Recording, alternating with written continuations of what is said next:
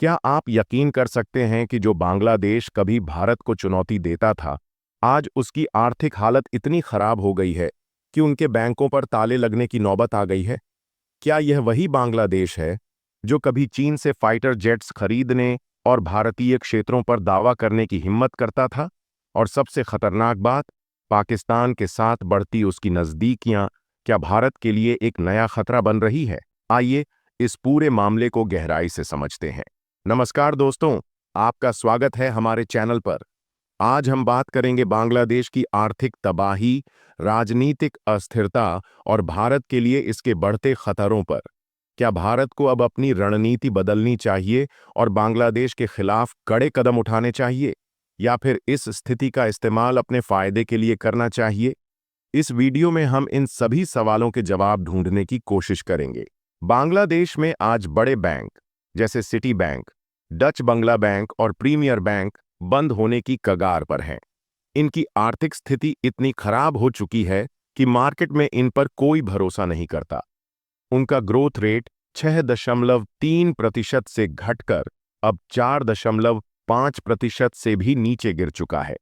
इन बैंकों की हालत ऐसी हो गई है जैसे किसी कमजोर छप्पर को गिरने का इंतजार हो।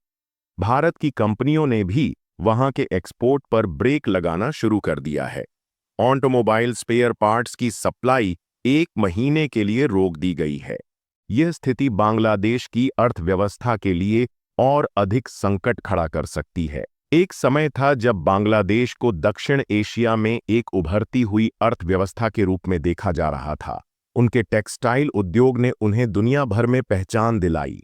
लेकिन आज यह देश अपने आंतरिक राजनीतिक संकट और भ्रष्टाचार की वजह से खुद ही डूब रहा है।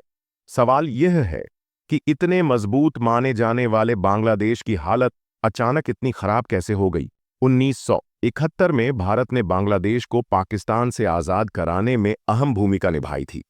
यह दोस्ती समय के साथ मजबूत होनी चाहिए थी, लेकिन आज हालात अलग हैं। बांग्लादेश ने कई बार भारत के खिलाफ बयानबाजी की है, यहां तक कि भारतीय इलाकों पर दावा ठोकने की कोशिश भी की। लेकिन क्या यह सही रणनीति थी? इतिहास को ध्यान में रखते हुए भारत ने हमेशा बांग्लादेश को सहयोग दिया है, लेकिन बदले में क्या मिला? भारत के चिकन नेक क्षेत्र में हाल ही में आतंकियों की गिरफ्तारी ने सभी को चौंका दिया। इन आतंकियों के पास से जिहादी दस्तावेज, हथियार और 16 जीबी की पेन ड्राइव बरामद हुई। यह आतंकी सिलीगुड़ी के रास्ते भारत के पूर्वोत्तर राज्यों को निशाना बनाने की साजिश रच रहे थे। इस घटना ने भारत और बांग्लादेश के रिश्तों पर गंभीर सवाल खड़े कर दिए हैं। पाकिस्तान और बांग्लादेश के बीच समुद्री कनेक्टिविटी, जो पिछले 53 सालों से बंद थी, अब शुरू हो चुकी है। इसके अलावा पाकिस्तान के नागरिकों को अब बांग्लादेश का वीजा आसानी से मिल रहा है। यह नई दोस्ती क्या सिर्फ व्यापारिक है, या इसके पीछे कुछ और ही मकसद छिपा हुआ है? दोस्तों, बांग्लादेश और पाकिस्तान की यह नज़दीकी भारत के लिए खतरे की घंटी है। जब से बांग्लादेश में राजनीतिक अस्थिरता बढ़ी है, पाकिस्तान ने वहां अपनी पकड़ मजबूत कर ली है। क्या यह भारत के खिलाफ एक नई साजिश का हिस्सा है? भारत ने हाल ही में एक नई बंदूक तैयार की है, जो हमारी सेना की ताकत को कई गुना बढ़ा देगी। ये बंदूक हर मौसम में काम करने के लिए डिजाइन की गई है और 200 मीटर तक सटीक निशाना लगा सकती है। यह आत्मनिर्भर भारत अभियान के तहत बनाई गई है और भारत की रक्षा क्षमताओं को और मजबूत बनाएगी।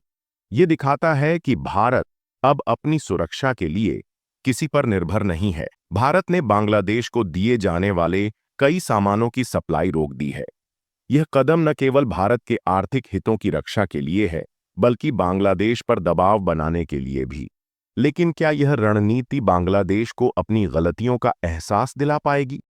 बांग्लादेश की मौजूदा स्थिति भारत के लिए एक बड़ा सवाल है।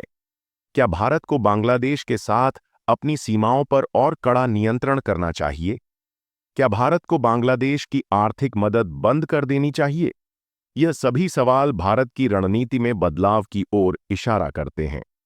बांग्लादेश की आंतरिक समस्याएं सिर्फ उसका मुद्दा नहीं है, यह पूरे दक्षिण एशिया की स्थिरता को प्रभावित कर सकती हैं। भारत को यह सुनिश्चित करना होगा कि यह संकट उसके लिए अवसर में बदले। दोस्तों, बांग्लादेश की मौजूदा स्थिति भारत के लिए एक बड़ा सबक है।